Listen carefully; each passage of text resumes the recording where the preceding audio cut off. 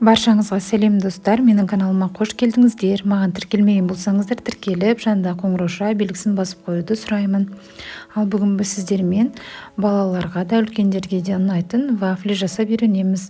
Ең алдымен жұмыртқа мен қантымызды аппақ көпіршіп болғанша миксерлеп алатын боламыз.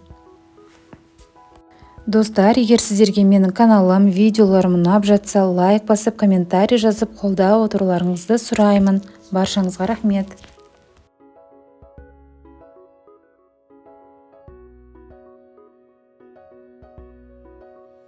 Одан кейін үстіне ұнымызды аз-аз мөлшерден қосып араластырып отырамыз.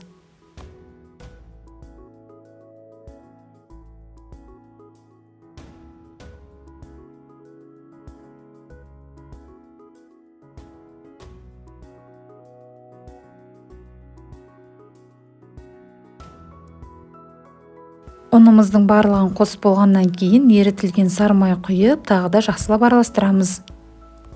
Барлық заттардың мөлшерін астындағы описание бөлімінде жазып кетемін.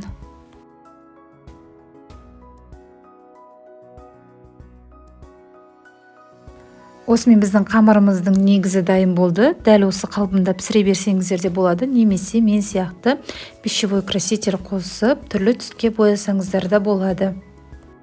Алдымен вафельницамызды жақсылап қыздырып, шай қасықтың көмегімен аз-аз мөлшерде салып пісіретін боламыз. Піскен вафлилерді ыстық кезінде формаға келтіріп алыңыздар. Осымен біздің тәттіміз дайын. Дәл осы рецептпен жасап көруге кеңес беремін. Барлығыңызға ұнайтынына сенімдімін. Ас болсын.